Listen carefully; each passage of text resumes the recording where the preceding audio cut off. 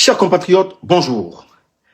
Tout d'abord, je tiens à présenter mes sincères condoléances à l'armée guinéenne ainsi qu'à la famille biologique du colonel Claude Pivy, décédé suite aux traitements inhumains qui lui avaient été infligés depuis que son fils Verny Pivy a mené une opération d'exfiltration au cours de laquelle il avait réussi à faire évader son père. Son cas doit être enseigné dans toutes les casernes afin de servir d'exemple à certains hommes tels que Bala Samoura, Amara Kamara, Mamadi Doumbouya et tant d'autres sur le caractère temporel et éphémère de la vie de l'homme. Paix à son âme. Alors, chers compatriotes, revenons à nos moutons.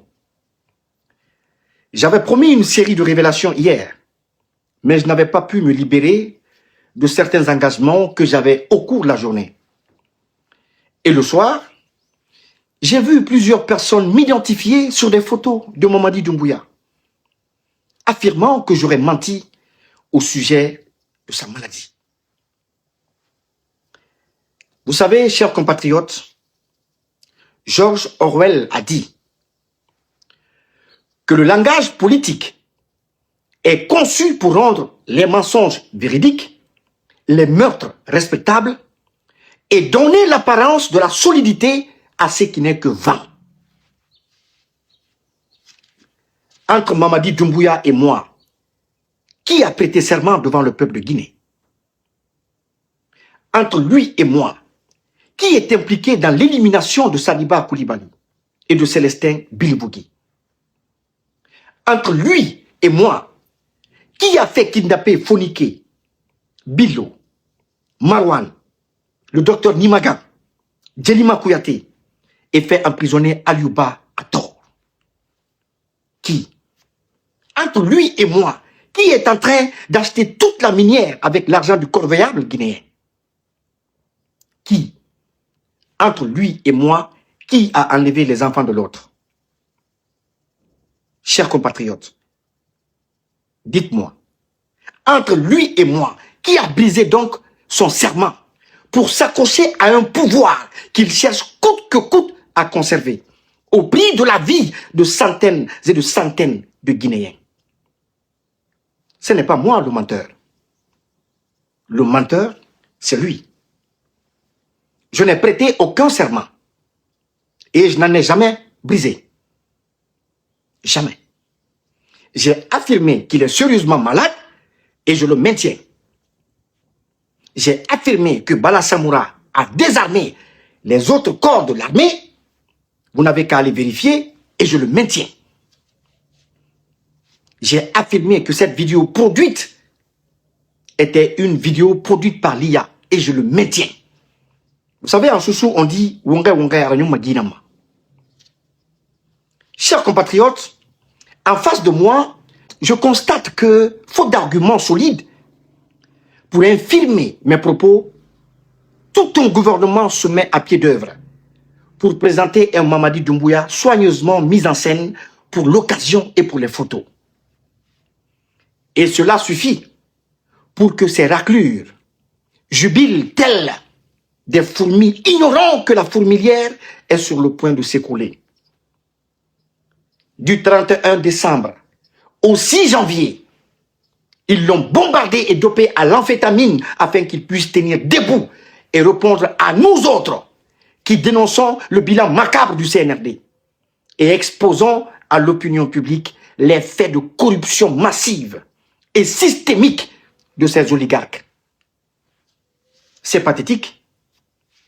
C'est pathétique, car cela me rappelle les derniers moments, les derniers instants, les derniers mois du président Lansana Conté, mourant et malmené par un entourage qui tirait profit de son régime, tandis que ses proches et ses parents l'acclamaient, à l'image de ce que font aujourd'hui ceux de Mamadi Doumbouya, dont la petite sœur se fait laver les pieds par une citoyenne possédée et zombifiée, allant jusqu'à boire l'eau avec laquelle elle les a lavés. Voyez-vous, chers compatriotes,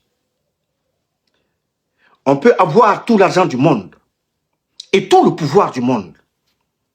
Tout tout en demeurant une petite personne issue d'une petite lignée. Regardez ces vidéos. Regardez ces vidéos, chers compatriotes. C'est exactement ce qu'il faisait subir au président Lansana Conté. L'exhiber lors d'apparitions publiques, soigneusement mise en scène pour tromper et rassurer l'opinion, alors qu'il était gravement rongé par la maladie. Pendant ce temps, il pillait sans scrupule les ressources du pays, au point que même sa dernière épouse s'est permis de céder Simandou à l'homme d'affaires israélo-suisse Benny Steisman, je pense.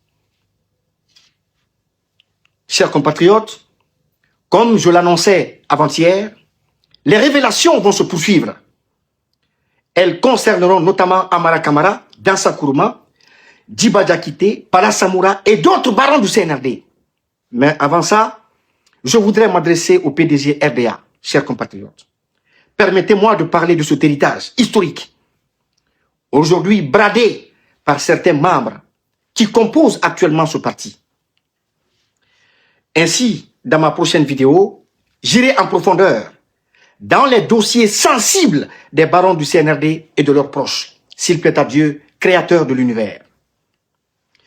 Je vous parlerai du rapport d'audit produit par l'IGE sur les marchés publics. Car sur les 3000 marchés publics audités pour la seule année de 2022, seuls 962 marchés sont officiellement enregistrés à la Direction nationale des marchés publics.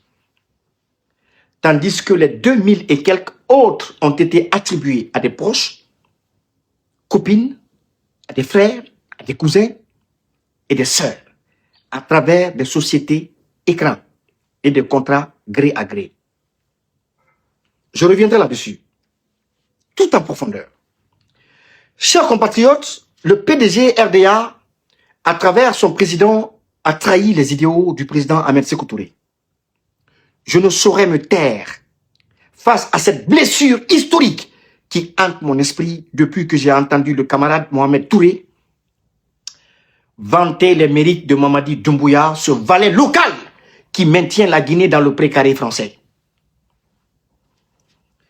Le président Ahmed Sékou Touré a mené son combat idéologique et politique dès son plus jeune âge, jusqu'à sa mort, en restant fidèle à ses idéaux.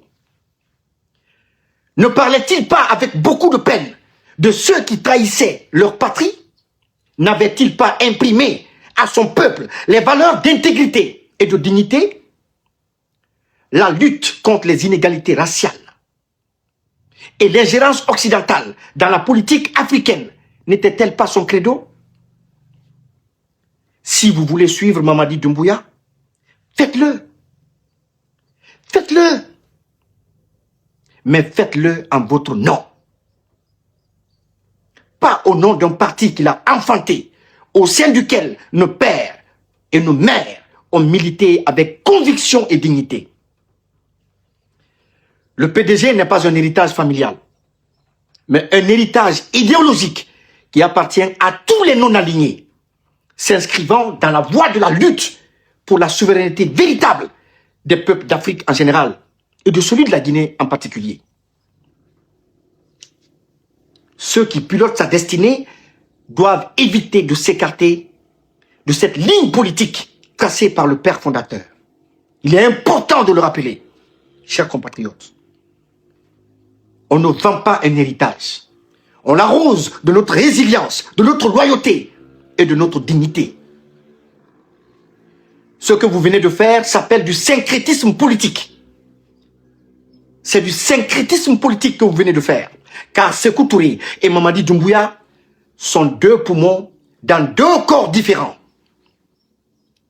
Je dis bien deux poumons dans deux corps différents. Ils sont purement asymétriques de par leur patriotisme, leur culture et leur vision. Ce n'est pas la même chose.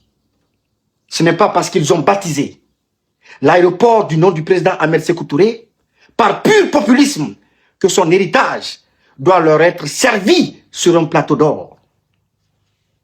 Non. Si la Guinée était autrefois le tombeau de la corruption, du vol organisé, des détournements de deniers publics, des rackets et autres dérives, alors elle est devenue, sous le CNRD, le paradis des voleurs, de la médiocrité célébrée, du mérite piétiné, de la fainéantise encouragée, du trafic de drogue et de la traite des êtres humains, notamment des mineurs. Ahmed Sékou Touré ne se serait jamais mêlé à cela, camarades. C'est pourquoi d'ailleurs, je répète après lui, l'impérialisme à bas, le colonialisme à bas, le néocolonialisme à bas, les valets locaux comme Doumbouya à bas, les ennemis du peuple à bas, les voleurs de la République à bas, les traîtres qui vendent le pays aux puissances étrangères à bas, honneur au peuple, pouvoir au peuple, gloire au peuple. Chers compatriotes, la patrie ou la mort, nous vaincrons. Pour la patrie, on vit. Pour la patrie, on meurt. Le néocolonialisme. Le pour la patrie, on vit. Pour la patrie, on meurt. Honneur. Pouvoir. Gloire. Merci.